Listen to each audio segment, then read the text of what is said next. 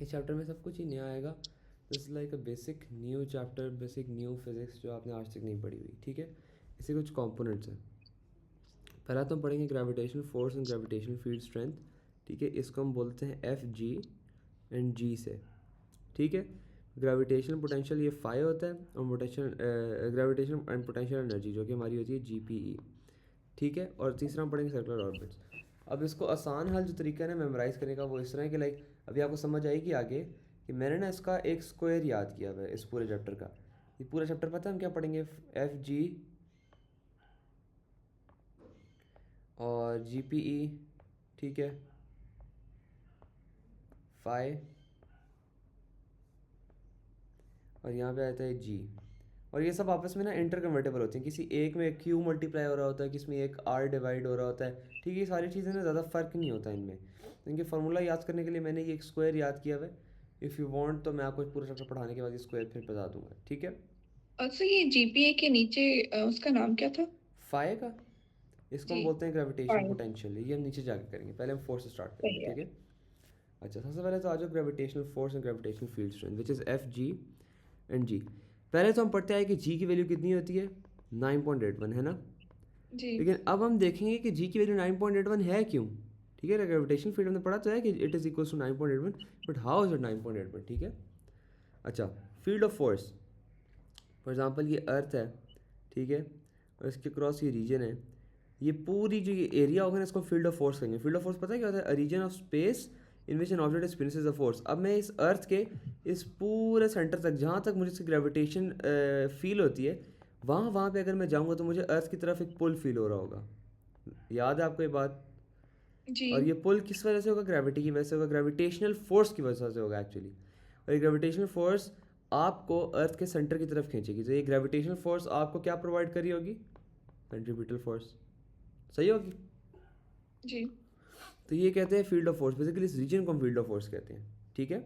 तो काफ़ी सारे एग्जांपल हैं, जैसे ग्रेविटेशनल फील्ड है जहाँ पे आपको मास पे फोर्स फील होती है जिसमें हम रह रहे हैं। फिर इलेक्ट्रिक फील्ड है जहाँ पे आपको एक चार्ज के ऊपर एक फोर्स फील हो सकती है, ठीक है। दो चार्जेस पॉजिटिव नेगेटिव दूसरे से अट्रैक्ट करते हैं, तो एक चार्ज दूसरे चार्ज पे जो फोर्स लगाता है जिस एरिया के अंदर, उसको हम बोलते हैं इलेक्ट्रिक फील्ड, ठीक है। तीसरा है magnetic field, force on a moving charge, current, ठीक है। ये हम सारी फील्ड्स पढ़ेंगे, टेंशन ना लो। अच्छा, ग्रेविटेशनल फील्ड का फार्मूला क्या है? सबसे पहली चीज़, ग्रेविटेशनल फील्ड का फार्मूला है फोर्स पर यूनिट मास, मतलब जी जो नहीं होती है हमारे पास जो 9.81 होती है, इसका एक्चुअल हम्म। फार्मूला क्या है? इस जी का फार्मूला होता है लाइक अगर आप करें F is equals to M A, ठीक है, W is equals to M G, तो मैं कह सकता हूँ कि F over M is equals to G, तो फोर्स पर यूनिट मास, ठीक है। ये एक मार्क की डेफिनेशन है, ये आपने याद कर लेनी है। सही हो गया। सही है। A region of space in which a mass experiences a force, for example अगर ये अर्थ है तो अर्थ के अराउंड एक फील्ड, एक स्पेस क्रिएट हो रहता है जहाँ पे अगर आपका एक मास है तो वो अर्थ आपको अपनी तरफ खींच रहा होगा, जिस तरह आप अभी आप अर्थ के ऊपर हो। तो ये पूरा हम क्या रहते हैं? हम अर्थ की ग्रेविटेशनल फील्ड के अंदर रहते हैं, ठीक है। अच्छा, ओरिजिन कहाँ से आता है? एक बात याद रखो, every mass creates a gravitation field around it. हम भी क्रिएट करते हैं, मैं भी क्रिएट करता हूँ, आप भी क्रिएट करती हो, अर्थ भी क्रिएट करता है, चेयर भी क्रिएट करती है, हर मैस की ग्रेविटेशनल फील्ड होती है। द रीज़न वाई हमारे यहाँ पे लाइक इंसानों के दरमियान अट्रैक्ट क्यों नहीं होते, या चेयर्स या टेबल आपस में अट्रैक्ट क्यों नहीं होते? वो इसलिए नहीं होते क्योंकि उनकी ग्रेविटेशनल फील्ड की जो वैल्यू होती है ना, ग्रेविटेशनल फील्ड स्ट्रेंथ की, वो बहुत कम होती है, ठीक है। लेकिन अगर आप उसको बड़े उस पर ले जाओ, मैग्नीट्यूड पे ले जाओ, लाइक अगर आप बहुत बड़ा अर्थ ले लो, ठीक है, तो अर्थ का साइज़ बहुत बड़ा है, या जुपिटर का साइज़ बहुत बड़ा है, या सन का साइज़ बहुत बड़ा है। जितना ज़्यादा मैस होता है ना उतनी स्ट्रॉन्ग आपकी ग्रेविटेशन फील्ड स्ट्रेंथ होती है। तो अगर इतना बड़ा अर्थ है, इसलिए तो मून अर्थ के अराउंड घूम रहा था कि उसको अपने साथ अट्रैक्ट कर सके। या सन इतना बड़ा है, उसका मैस इतना ज़्यादा है कि वो सारे ऑर्बिट्स को अपने अपनी ग्रेविटेशन फील्ड के अंदर रख के अपने ऊपर अट्रैक्ट करा रहा है। समझ आई बात? जी। जी। अच्छा, एक सेकेंड हो, बस अजान हो रही है।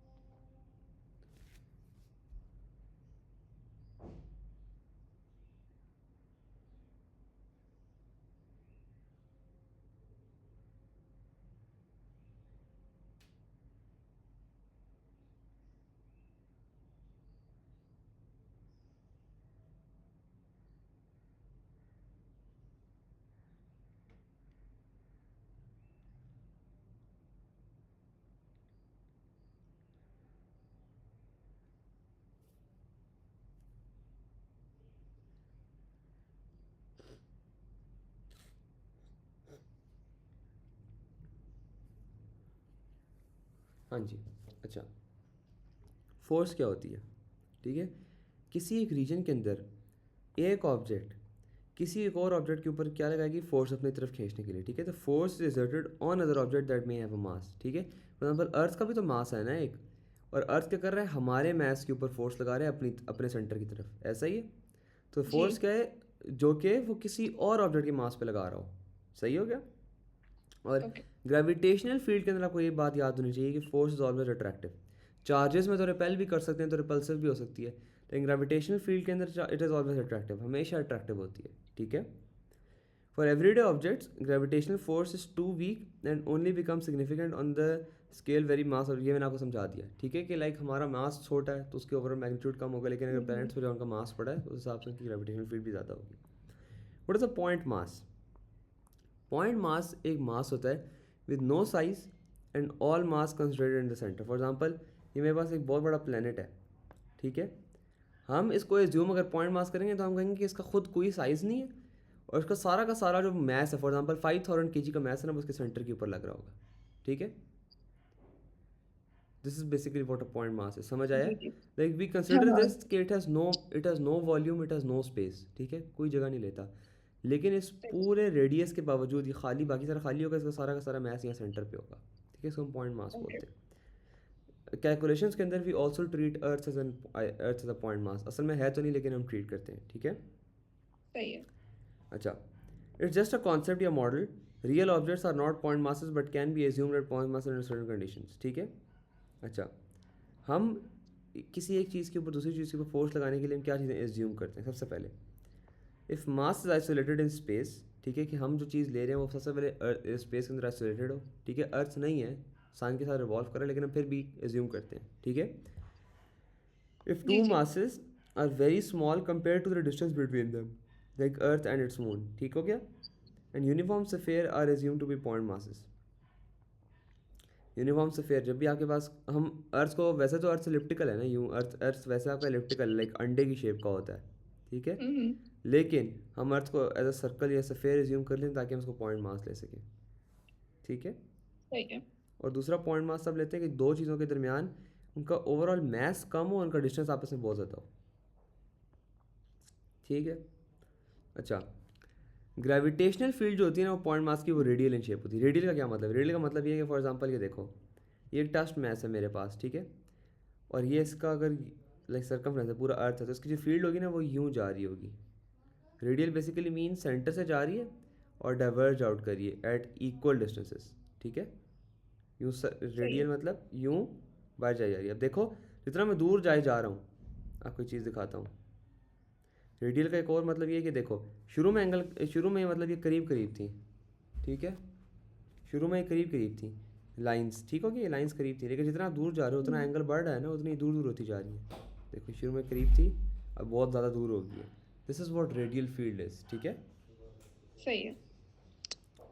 देखो टेस्ट मैस है, इसकी फील्ड इस तरफ है। अच्छा, हम ग्रेविटेशन के फोर्स पढ़े तो इसमें आपको याद होना चाहिए कि आपकी सारी lines will point towards the centre. क्यों? क्योंकि ये अट्रैक्टिव है। हाँ, आपको पता है कि जहाँ पे एरो होता है वहाँ पे फोर्स होती है, तो ये सारी इस तरफ जा रही होंगी। क्यों? क्योंकि ये अट्रैक्टिव है। ठीक है, the field lines show field strength and direction of force. जितना बड़ा मैग्नीट्यूड होगा उतना बड़ा स्ट्रेंथ होगी। ठीक है, और जिस तरफ एरो हेड होगा वो डायरेक्शन होगी। ठीक हो गया? The G. Greater gap in lines the weaker the field. यही बात मैं आपको समझा रहा हूँ कि फॉर एग्जांपल अगर हम अर्थ के बिल्कुल करीब है, या अर्थ के सेंटर के, अर्थ के इसके ऊपर है, ठीक है, सर्कमफ्रेंस के ऊपर है, अब यहाँ पे हमारा बहुत कम डिस्टेंस है, तो हम यहाँ पे कैसे सकते हैं कि लाइक फील्ड स्ट्रेंथ बहुत स्ट्रॉग है, यहाँ पे हमारे पास ग्रेविटी स्ट्रॉग है। लेकिन ये बात आपको भी पता है, अगर हम अर्थ से बाहर जाएँ और हम दूर जाते रहते हैं तो ओवरऑल हमारी ग्रेविटी वीक हो जाती है। क्यों? क्योंकि उसकी फील्ड स्ट्रेंथ के दरमियान जो लाइंस का डिस्टेंस है वो बढ़ जाता है। तो सही है। बेसिकली हम अपने लिए रिप्रेजेंट करने के लिए ऐसे करते हैं कि जितना ज़्यादा डिस्टेंस होगा ना उतनी वीक फील्ड होगी, और जितनी करीब लाइंस होंगी उतनी स्ट्रॉन्ग फील्ड होगी। ठीक है, तो earth gravitational field is radial, points to from the centre. ठीक है, points toward the centre. दूसरा, जितना आप दूर जाते जाते हो अर्थ से, उतनी फील्ड की स्ट्रेंथ क्या होती जाती है? कम होती जाती है। आई होप यहाँ तक बातें क्लियर होगी हूँ। ठीक है, जी जी। The arrow shows the direction of force on a test mass. ये हमने कर लिया। ठीक है, अच्छा, bodies like stars, planets, moons, asteroids, and satellites, etc. in space can be assumed to be point masses. क्यों? ताकि हम आराम से अपनी कैलकुलेशंस कर सकें। ठीक है, लेकिन एक बड़ी इंपॉर्टेंट चीज़ है, when seen from near the surface of the earth the field is to be uniform. मुझे बात बताओ, आज जब यहाँ से बाहर अपने घर से बाहर देखोगी, अपने घर में देखोगी, तो आपकी ज़मीन तो फ्लैट है ना, ऐसा ही है। जी। अच्छा, अब अगर आप आउटर स्पेस से देखो तो अर्थ तो रेडियल है ना। हम्म। लेकिन अगर हम फर्ज करो इस अर्थ के रेडियल के ऊपर मैं और आप यहाँ पे खड़े हैं, ये पाकिस्तान है, ठीक है। बाहर से तो हमें लगता है ना कि लाइक रेडियल है, ये आपस में परपेंडिकुलर नहीं है, तो ओवरऑल की स्ट्रेंथ क्या हो रही है, कम हो रही है ना। ओवरऑल तो हम जूम करते हैं कम हो रही है, लेकिन मुझे बात बताओ, अगर हम सिर्फ इस छोटे से सेक्शन को जूम करें यहाँ पे, ठीक है, छोटे सेक्शन को जहाँ पाकिस्तान है जूम करें, तो अर्थ का सरफेस और रेडियस इतना बड़ा है कि हमारी आइस के लिए कि वो बिल्कुल स्ट्रेट लगता है। ऐसा ही है ना, ज़मीन हमें फ्लैट लगती जी जी। है ना। क्यों लगती है फ्लैट? वो इसलिए लगती है फ्लैट कि ओवरऑल अर्थ का रेडियस इतना बड़ा है कि अगर आप उसको बड़े पर्सपेक्टिव में देखो तो वो बिल्कुल रेडियल होगी, लेकिन अगर उसको छोटे पर्सपेक्टिव में जूम इन करके देखो ना तो आपको फ्लैट लगेगी। समझ आई चीज़? समझ आना जी शुरू हुआ है, ठीक है। दूसरा, तो हम जब अर्थ की सरफेस के ऊपर बात कर रहे होते हैं, जिस तरह मैं और आप हैं, ठीक है, हम ज़मीन के ऊपर खड़े हैं, हम अर्थ की फील्ड लाइंस को क्या कहते हैं?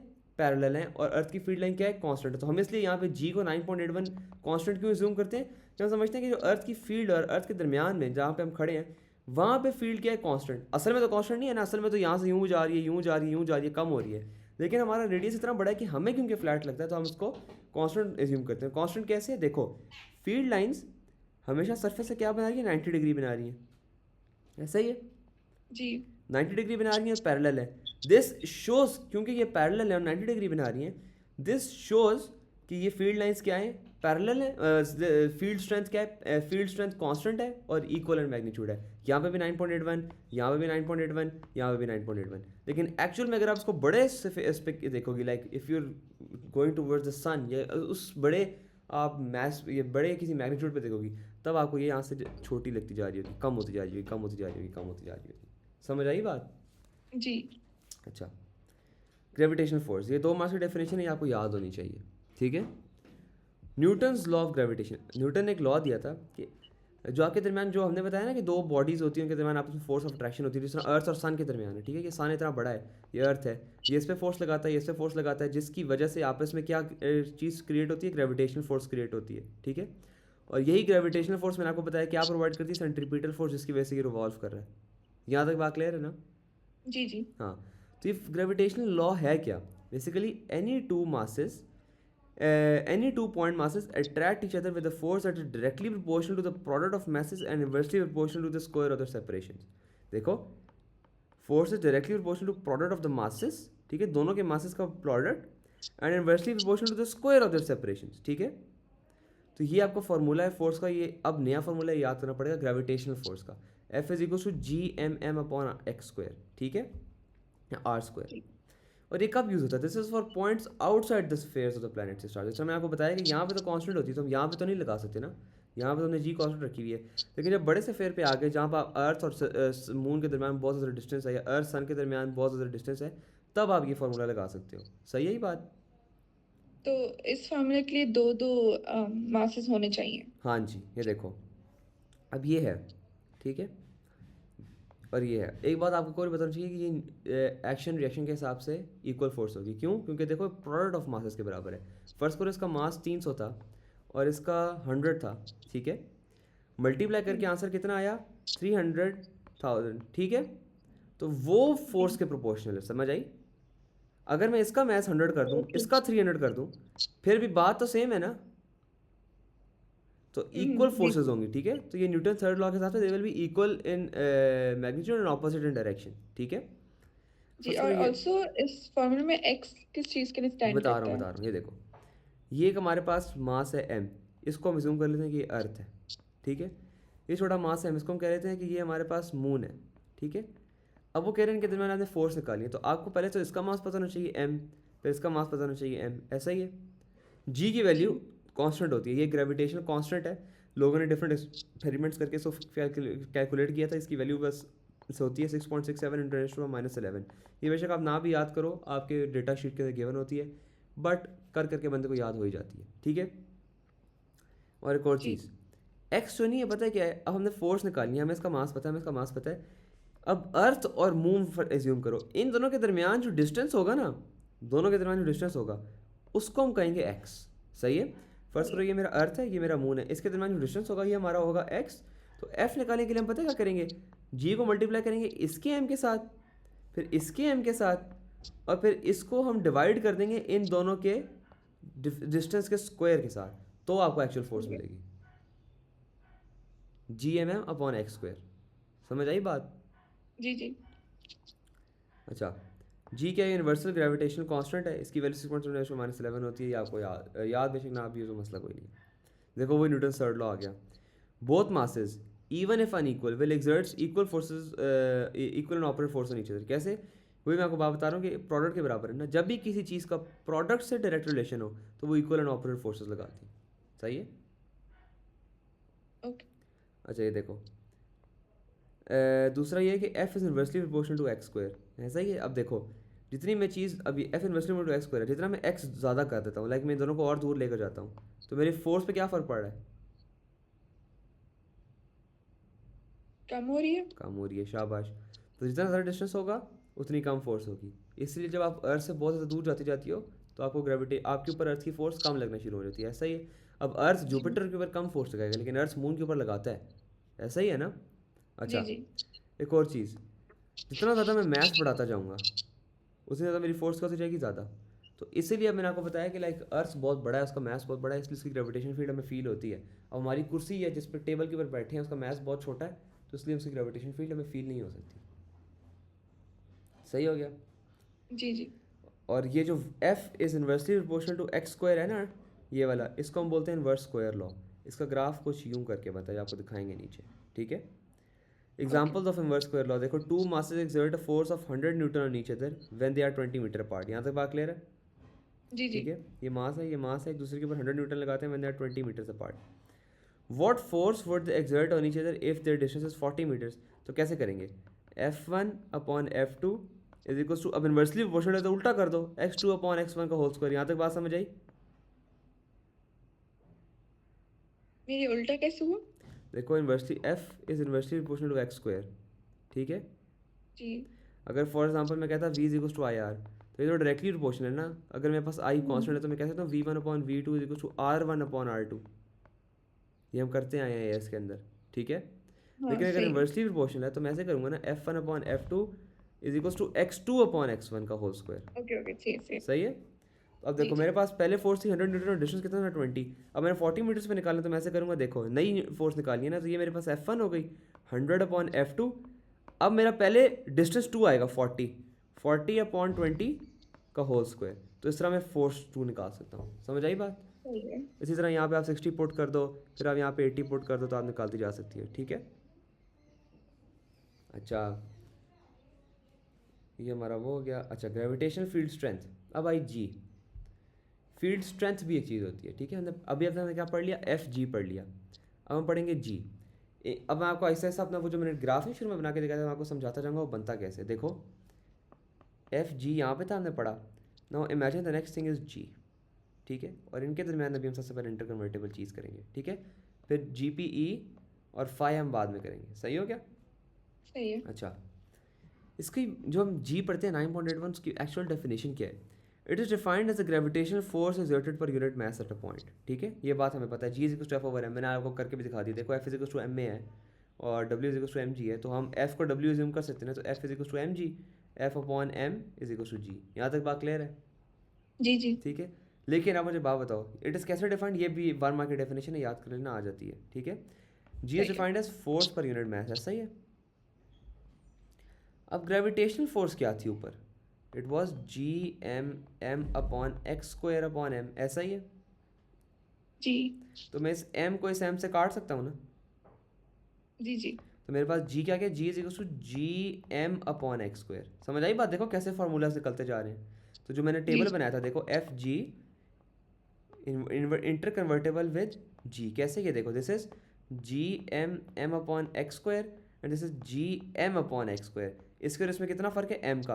तो अगर आपने यहाँ से यहाँ जाना है तो मैं कह सकता हूँ एफ अपॉन एम, और यहाँ से यहाँ जाना है तो मैं कह सकता हूँ जी एम। सही है? इस तरह कन्वर्जन जी। आसान हो जाती है। अब इसका मतलब क्या है? देखो पहले तो हम दो मासेस ले रहे थे, ठीक है? फॉर एग्जांपल ये है और ये है, तो इनके दरमियान हम फोर्स निकाल रहे थे। अगर हम किसी एक बड़े मास की ग्रेविटेशन फील्ड स्ट्रेंथ निकाल रहे हैं, जैसे हम अर्थ की निकाल रहे हैं, तो हम उसमें सिर्फ अर्थ का मास लेंगे, एम। सही है? बात समझ आई? जो जी जी ग्रेविटेशनल फोर्स थी ना वो दो बॉडीज़ के दरमियान थी, लेकिन जो ग्रेविटेशनल फील्ड स्ट्रेंथ होती है that is due to one body, इसलिए हम एक मैस लेते हैं। सही है बात? जी अच्छा, for points outside the surface of the planet या स्टार तब हम ये यूज़ करते हैं। ठीक है, वही बाहर की बात कर रहा हूँ। फॉर एग्जांपल फ़र्ज़ करो कि हम यहाँ पे खड़े हैं, ठीक है, और हम ये देखना चाह रहे हैं कि हमें अर्थ की ग्रेविटेशनल फील्ड स्ट्रेंथ कितनी स्ट्रॉन्ग है यहाँ पे। ठीक है, पहले तो हमने देखा ना कि यहाँ और यहाँ के दरमियान फोर्स कितनी है, तो हमने निकाल लिया G M M upon X square से। ठीक है, अब मैं यहाँ खड़ा हूँ और मैं देखना चाहता हूँ कि मेरे ऊपर अर्थ की फील्ड स्ट्रेंथ कितनी लग रही है, like how much field strength do I feel. तो मैं क्या लगाऊंगा, G M upon X square या आर स्क्वायर। समझ आई बात? सही है। तो मुझे पता चल जाएगा कि यहाँ पे मेरे पास कितनी ग्रेविटेशन फील्ड स्ट्रेंथ है। ठीक है, अच्छा ये भी G G is inversely proportional to X square, तो ये भी इनवर्स स्क्वायर लॉ को कर रही है, वही G one upon G two is equal to X two upon X one का होल स्क्वायर। यहाँ तक बात क्लियर है? उसी तरह ही। ठीक है, field strength inversely proportional to X square provided that mass M is constant. अब ये मास एम है, ठीक है, मुझे बात बताओ, जितना आप दूर जाती जा रही हो, ठीक है, ये देखो रेडियस बढ़ा, रेडियस बढ़ा, रेडियस बढ़ा, रेडियस बढ़ा है, तो G is equal to G M upon R square के हिसाब से अगर मेरी रेडियस बढ़ रहा है तो मेरी फील्ड स्ट्रेंथ को क्या होगा, कम होगी ना। तो जितना मैं किसी मैस से या फॉर एग्जांपल अर्थ से दूर जाऊंगा या जाऊंगी, तो मुझे उसके ऊपर ओवरऑल जो फील्ड स्ट्रेंथ, जो स्ट्रेंथ एक अर्थ मेरे ऊपर खींच के मुझे लगा रहा था, वो मुझे कम फील होना शुरू हो जाएगी। ठीक है, यहाँ तक बात क्लियर है? जी जी हाँ, और ज़्यादातर हम डाउनवर्ड डायरेक्शन को नेगेटिव लेते हैं ना, हम ज़्यादातर इसको नेगेटिव जी एज्यूम करते हैं। ठीक है, जी क्योंकि अट्रैक्टिव है। जब भी याद रखो कोई भी चीज़ अट्रैक्टिव और टूवर्ड जा रही होती है उसको हम नेगेटिव एज्यूम करते हैं। ठीक है, अगर कोई चीज़ ओके। पॉजिटिव या अवे जा रही होती है उसको हम पॉजिटिव एज्यूम करते हैं। ठीक है, तो फिर सेंट्रीपिटल फोर्स पर नेगेटिव होगी हमेशा? सेंट्रीपिटल फोर्स तो रिजल्टेंट फोर्स है, वो नेगेटिव नहीं होगी। लेकिन फर्ज करो कि ये हमारे पास अच्छा अच्छा, ये सही एक सही। अर्थ है और मेरे ऊपर यहाँ से यहाँ फोर्स लग रही है। ठीक है, तो ये नेगेटिव होगी। तो जो मैं फील कर रहा हूँ ना वो मेरे लिए नेगेटिव होगी, लेकिन आप मैग्नीट्यूड उसका अच्छा, पॉजिटिव ही लोगे। अभी वो मैं आपको समझाऊंगा कि नेगेटिव है कब। ठीक है, सही है। फोर्स नेगेटिव नहीं होती, ग्रेविटेशनल फील्ड स्ट्रेंथ नेगेटिव क्यों होती है? क्योंकि हम पढ़ते थे, याद करो, -9.81 ड्यू टू हाँ डायरेक्शन। सही। ठीक है, ड्यू टू डायरेक्शन होती है। जहाँ पे एक्चुअल वैल्यू नेगेटिव होती है ना वो तब होती है जब हम आगे एनर्जी पढ़ेंगे, जब हम फाई और जीपीई पढ़ेंगे ना, वो हम अट्रैक्टिव एनर्जी की वजह से हम पढ़ेंगे कि ये नेगेटिव है। लेकिन जो फोर्स होती है और जी होती है ना, ये सिर्फ नेगेटिव पॉजिटिव आप डायरेक्शन के हिसाब से करते हो। फॉर एग्जांपल मैं नीचे की तरफ हमेशा नेगेटिव लेता हूँ, ऊपर की तरफ हमेशा पॉजिटिव लेता हूँ। सही है, तो अब अगर ये अर्थ है और मैं यहाँ पर आ रहा हूँ, तो अब तो मैं इसको जी को नेगेटिव एज्यूम करूँगा ना, क्योंकि मैं नीचे आ रहा हूँ। सही होगी बात? जी ठीक है, तो ये जी आ गया। अब जब आप बताओ अगर 2r होगा तो जी बाय 4 हो जाएगा इन्वर्स स्क्वायर लॉ के हिसाब से, G is inversely proportional to X square. ठीक है, फॉर एग्जांपल अगर ये 1 था तो ये 1 था, लेकिन मैं 2 कर दूँ तो 2x स्क्वायर आंसर क्या आता है, जी बाय 4 आ जाता है ना, जी बाय 4। ठीक है, इस तरह पर जी बाय 9 और जी बाय 16। ये समझ आया या मैं करके दिखा दूँ? करके दिखा दे एक बार। अच्छा, ये देखो, फ़र्ज़ करो कि मैं पहले था यहाँ पे, ठीक है, यहाँ पे तो माइनस जी थी। ठीक है, फ़र्ज़ करो मैं चला गया कितने डिस्टेंस पे, 2r डिस्टेंस पे, ऐसा ही है। तो g1 upon g2 is equals to r2 upon r1 का होल स्क्वायर, ऐसा ही है। सही हुई बात? अच्छा, अब मुझे बात बताओ, r1 कितना था r, और r2 कितना है 2r है ना, तो मैं कह सकता हूँ g1 upon g2 is equals to 2r upon r का होल स्क्वायर। जी सही हो गया, तो g1 upon g2 is equals to 4r square upon r square, r square cancel हो गया, तो g2 is equals to g1 upon 4। तो जितना मैं अगर 2 टाइम्स आगे दूर गया हूँ तो मेरी फील्ड स्ट्रेंथ 4 टाइम्स डिक्रीज होगी। सही है। सही होगी बात? अच्छा, जी जी why is g assume to be constant at the earth surface? सही है, वही मैं आपको बात बता था। देखो ये जो पॉइंट नियर द अर्थ है, ठीक है, रेडियस ऑफ अर्थ इतना बड़ा है, इतना बड़ा है कि अगर हम हल्का सा भी डिस्टेंस ऊपर चले जाए ना अर्थ से तो वो बिल्कुल नेग्लिजिबल होता है। फर्स्ट करो इसकी वैल्यू कितनी है, 6.37 × 10⁻⁶। अगर मैं 10 मीटर ऊपर भी चला जाता हूँ अर्थ की हाइट से, अर्थ के रेडियस से, ठीक है, तो ये 10 मीटर इससे कितना ज़्यादा छोटा है, like this value is 10⁻⁶ times greater than this value. ठीक है, कह लो मिलियन टाइम्स ग्रेटर है इसका रेडियस, है ना। तो अगर मैं थोड़ी जी सी हाइट ऊपर कवर कर भी लूँ तो इसकी हाइट इतनी स्मॉल है कि इससे कोई इतना फर्क नहीं पड़ता ग्रेविटेशन फील्ड स्ट्रेंथ के ऊपर। This is deem to be negligible. समझ आई बात? इसलिए हम अर्थ की सरफेस के ऊपर या हल्की सी छलांग मार भी लें उसको हम नेग्लिजिबल रिज्यूम करते हैं और उसको हम अर्थ के रेडियस के बराबर ही रख लेते हैं। सही है, ये देखो वैसे अगर हम ये पूरा डिस्टेंस निकालें x, तो ये तो r प्लस एच है ना, लेकिन चूंकि x जो हमारे पास ये है h is much smaller than r, तो हम तो इसको इसलिए नेग्लिजिबल होगी। नेगलिजिबल एज्यूम करके x इज टू आर ही ले लेते हैं। सही बात। सही है। अब मैं अगर अर्थ की सरफेस के ऊपर छलांग मारूं, मेरी छलांग तो इतनी बड़ी नहीं होगी, ज़्यादा से ज़्यादा कितनी 2 मीटर की छलांग हो जाएगी, वो रेडियस इतना छोटा है कि बहुत बहुत ज़्यादा फर्क नहीं पड़ेगा। तो मैं अगर बड़े स्केल के ऊपर अपनी कैलकुलेशन कर भी रहा हूँ ना, तो मैं आर की वैल्यू ले लूँगा बस। ठीक है। Okay. Since x doesn't change significantly, g is assumed to be constant. हाँ, g चेंज कब होती है? फॉर एग्जांपल अगर मैं यहाँ से यहाँ जा रहा हूँ और मैं तकरीबन 4 × 10⁻⁴ कह लो 3 मीटर्स ट्रैवल कर गया हूँ, तब मुझे जाहिर है फिर फर्क फील होगा। ठीक हो गया? जी। अच्छा, ग्रेविटेशन पोटेंशियल एनर्जी हम कल करेंगे क्योंकि वो डिफरेंट कॉन्सेप्ट्स हैं और वो टोटली न्यू कॉन्सेप्ट्स हैं। आज मैं चाहता हूँ कि आप इनको पक्का करोगे, ये इंपॉर्टेंट चीज़ थी। अच्छा, why acceleration due to gravity and gravitation field strength of the same value. देखो 9.8 और 9.8 ऐसा ही है ना, एक्सेलरेशन को भी हम 9.8 मीटर पर सेकंड स्क्वायर लेते हैं। और याद करो हम ए लेवल में पढ़ते भी थे, ग्रेविटेशन फील्ड स्ट्रेंथ 9.8 न्यूटन पर केजी सवालों में लिखी होती थी। इनकी सेम वैल्यू क्यों है? ठीक है। When gravity, a weight, is the only force acting on a body, its acceleration will be given by F net is equals to ma। मतलब देखो, एक मैं यहाँ खड़ा हूँ और ये अर्थ है, ठीक है। ये अर्थ मेरे ऊपर क्या लगा रही होगी? एफ जी लगा रही होगी ना, ग्रेविटेशन फील्ड फोर्स है ना, ग्रेविटेशन फोर्स लगा रही होगी ना, और कोई फोर्स नहीं है इस पूरे सिस्टम के अंदर। ठीक है। तो यही फोर्स मुझे क्या प्रोवाइड कर रही है? नेट फोर्स भी प्रोवाइड करिए, डेल्टा एफ रिजल्टेंट फोर्स। ऐसा ही है ना, क्योंकि देखो और कोई बॉडी है ही नहीं, तो यही फोर्स मुझे रिजल्टेंट फोर्स भी तो प्रोवाइड करिए ना। अगर तो चलो यहाँ मैं कहता रिजल्टेंट फोर्स हो तो मैं कर लेता कि एफ जी माइनस ये रिजल्टेंट, लेकिन यहाँ तो कोई नहीं है, यहाँ सिर्फ एक ही फोर्स है। मैं यहाँ खड़ा हूँ और अर्थ इधर है, ये अर्थ मेरे ऊपर इधर लगा रहा है, ठीक है, और अर्थ इसकी बॉडी के ऊपर इधर लगा रहा है, लेकिन इसको हम क्यों नहीं लेते? क्योंकि तो रिएक्शन फोर्स है। असल में तो ये फोर्स लग रही है जो मेरे ऊपर लग रही है, टुवर्ड्स द अर्थ का सेंटर। तो ये क्या है? ग्रेविटेशन फोर्स है। और यही मुझे क्या प्रोवाइड कर रही होती है? मेरी नेट फोर्स प्रोवाइड कर रही होती है। समझ आई बात यहाँ तक? जी जी। क्योंकि यही मुझे नेट फोर्स प्रोवाइड कर रही है, ठीक है। तो इसकी एक्सप्रेशन कैसे होगी? देखो F net is equal to M A, ठीक है, रिजल्टेंट फोर्स। तो A is equal to resultant force upon M. ऐसी यहाँ तक बात क्लियर है? जी। ठीक है। और मेरे ऊपर क्या लग रहा होता है? एक अर्थ की तरफ आते हुए वेट लग रहा होता है ना। फॉर एग्जाम्पल अगर मैं यहाँ हूँ और ये अर्थ है, तो मुझे यहाँ आते हुए एक फील्ड, मेरा क्या होगा? वेट होगा ना। वेट किसकी वजह से होता है? जी स्ट्रेंथ की वजह से होता है ना, जी फील्ड की वजह से होता है। और हम यही निकालना चाह रहे हैं, और ये हमें पता है कि 9.81 होती है ना। देखो मैं यहाँ हूँ, अर्थ इधर है, मेरे ऊपर एक फोर्स लग रही होती है weight, which is always equals to M G, ये तो हमें पता है, और जी की वैल्यू होती है 9.81, ये हमें पता है। सही है। लेकिन मेरे ऊपर एक्सेलरेशन 9.81 क्यों है? क्योंकि ये एक ही फोर्स है जो अर्थ मेरे ऊपर लगा रही है, जो कि रिजल्टेंट फोर्स के भी तो बराबर है ना। तो F net is equal to M A, तो M A is equal to M G, क्योंकि force is equal to weight. तो एम एम कट गया, तो ए किसके बराबर हो गई? जी के बराबर हो गई। तो 9.81 जो हमारे पास न्यूटन पर केजी आ रहा था, वही हमारे 9.81 मीटर पर सेकंड के हिसाब से मीटर पर सेकंड के बराबर है। समझ आई? जी। अच्छा, एक और चीज़ मैंने आपको बतानी थी, ये बड़े इंपॉर्टेंट क्वेश्चन आते हैं, शायद नीचे हुए भी हों, लेकिन मैं आपको फिर भी बता देता हूँ। फर्स्ट करो सवाल आता है कि अर्थ है और मून उसके अराउंड रिवॉल्व कर रहा है, ठीक है। ये मून एक ऑर्बिट के अंदर उसके अराउंड रिवॉल्व कर रहा है, ठीक है।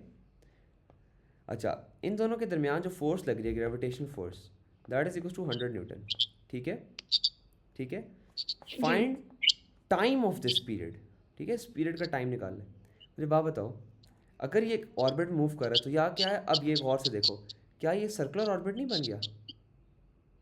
बन गया ना। ये अर्थ है, फर्स्ट करो ये सेंटर के ऊपर है, तो ये जो बाहर वाला मैं अभी सर्कल कर रहा हूँ, ये हमारे पास सर्कुलर ऑर्बिट नहीं हो गया? हो गया। तो अगर कोई चीज़ सर्कल में मूव कर रही है तो मैं कह सकता हूँ कि उसके ऊपर कोई ना कोई सेंट्रीपिटल फोर्स तो लगेगी ना, एफ सी। जी ठीक है, जी। यहाँ पे भी एफ सी। तो एक बात आपने याद रखनी, जब भी ऐसे सवाल आ जाए ना और दो आइसोलेटेड मासेस हैं, तो इन जैसे क्वेश्चंस के अंदर जो आपकी ग्रेविटेशनल फोर्स होगी ना, वही आपकी सेंट्रीपिटल फोर्स प्रोवाइड कर रही होगी, ठीक है। So F G provides F C. समझ आई? देखो और तो कोई फोर्स नहीं लग रही है ना, और कोई नेट फोर्स है ही नहीं। एफ सी किसके बराबर थी? मैंने आपको बताया था ना कि नेट फोर्स के बराबर, डेल्टा एफ के बराबर होती है, रिजल्टेंट फोर्स के बराबर होती है। और कोई फोर्स ही नहीं है, तो और कोई फोर्स रिजल्टेंट लगा ही नहीं रही, सिर्फ और सिर्फ एफ जी लग रही है। तो यही आपकी सेंट्रीपिटल फोर्स भी प्रोवाइड करेगी। समझ आई बात? सही है।